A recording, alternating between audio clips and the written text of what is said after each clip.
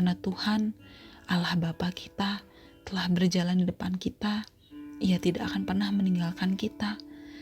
Dan kita tahu bahwa Ia mengasihi dan memberikan kita kekuatan supaya kita dapat mengasihi dan dapat menguatkan orang lain. Karena itu, gak ada alasan, gak ada kata terlambat. Saya mau katakan sama teman-teman, segera pulih ya.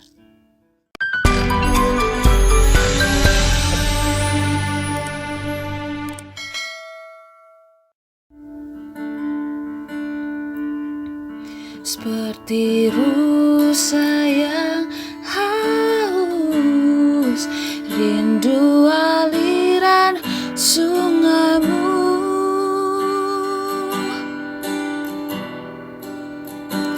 Hatiku tak tahan menunggumu.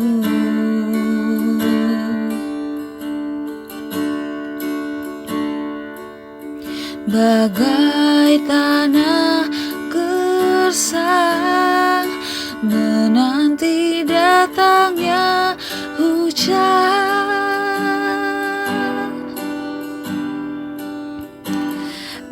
Begitupun jiwaku, Tuhan. Hanya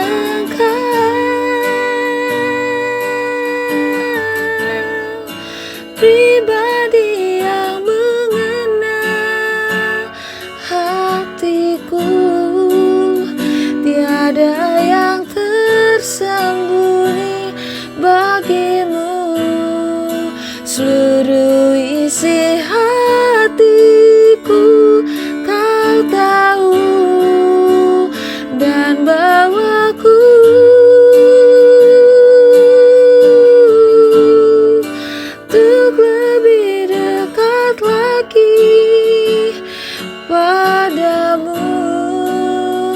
tinggal dalam indahnya dekapan kasih-Mu.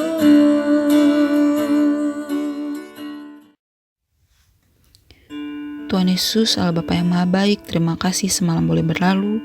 Kami boleh bangun dengan penuh ucapan syukur, karena kami tahu itu adalah tanda bahwa Engkau menyertai kami. Sebentar kami baca firman-Mu, Engkau hadir di tempat ini, buat kami mengerti akan kasih-Mu. Dalam nama anak-Mu Yesus Kristus kami berdoa, amin. Shalom teman-teman yang penuh inspirasi. Hari ini kita akan baca firman Tuhan dari Ulangan 31 ayat 8. Sebab Tuhan, Dia sendiri akan berjalan di depan-Mu, Dia sendiri akan menyertai engkau, Dia tidak akan membiarkan engkau dan tidak akan meninggalkan engkau.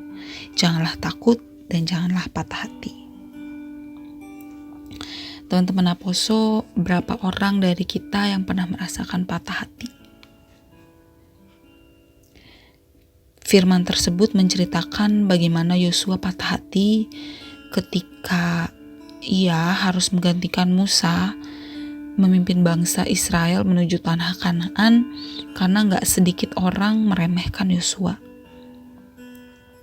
Berapa orang dari antara kita merasa patah hati karena kita diremehkan saat kita tidak bisa lulus tepat waktu? Berapa orang dari kita patah hati ketika kita diremehkan karena pekerjaan kita tidak sesuai dengan harapan orang-orang di sekitar kita?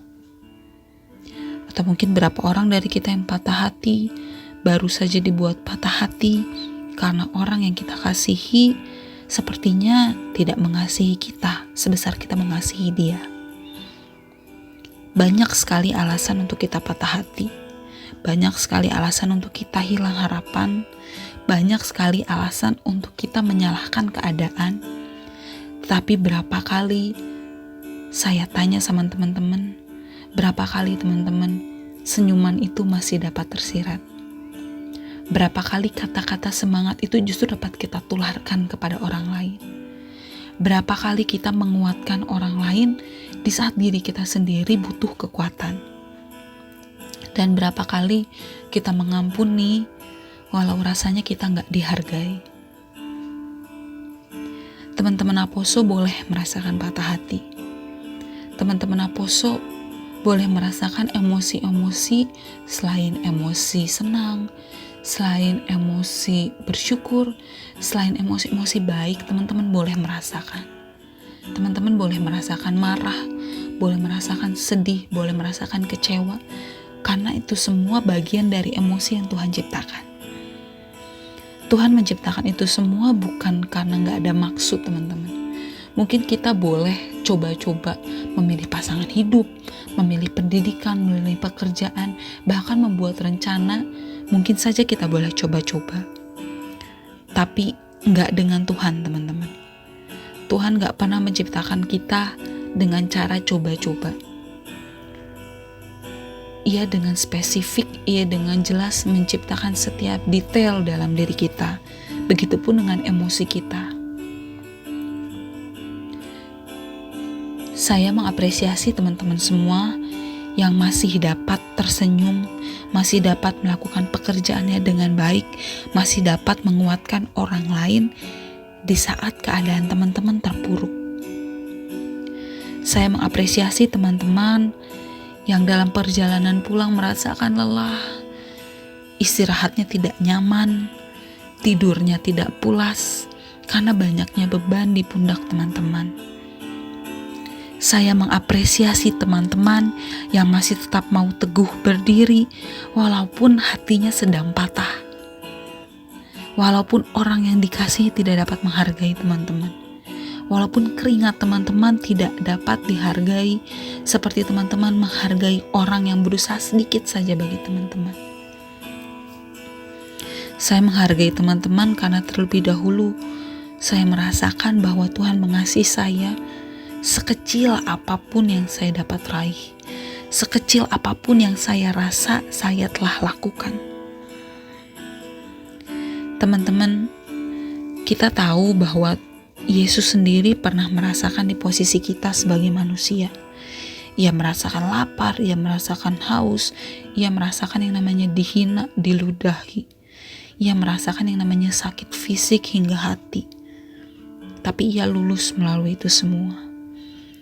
Karena itu teman-teman, saya percaya setiap kekuatan yang teman-teman dapatkan ketika teman-teman sedih, ketika teman-teman jatuh, ketika teman-teman terpuruk, itu semua datangnya dari Tuhan. Karena itu, untuk teman-teman yang saat ini sedang kecewa, sedang sakit, sedang patah hati, sedang merasakan lelah, segera pulih ya. Masih banyak orang-orang yang butuh tahu kasih Tuhan dari teman-teman. Masih banyak orang-orang yang butuh kekuatan yang Tuhan berikan kepada teman-teman. Dan masih banyak cara untuk kita bisa kuat. Salah satunya adalah dengan menguatkan orang lain. Karena itu untuk teman-teman yang saat ini sedang merasakan di bawah, bangkitlah, kuatkanlah kaki kalian, kuatkanlah pundak kalian, kuatkanlah hati kalian.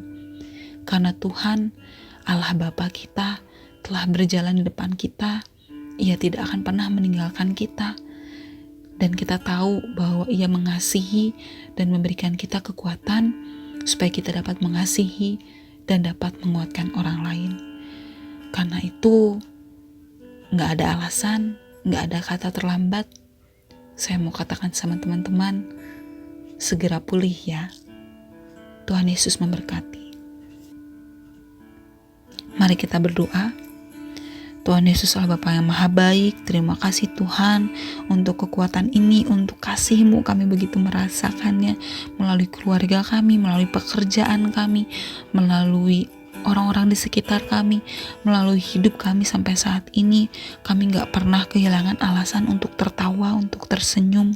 Kami gak pernah kekurangan makan dan minum. Kami percaya hari ini Tuhan boleh jadikan lebih baik. Kami boleh merasakan patah hati, hati kami boleh dihancurkan, kekuatan kami boleh dilemahkan, tapi kuasa-Mu gak akan pernah ada yang bisa lawan Tuhan. Karena itu bekerjalah atas hidup kami mau hidup lebih baik bersama-Mu. Dalam nama anak-Mu Yesus Kristus, kami selalu berdoa, mengucap syukur dan selalu percaya. Amin.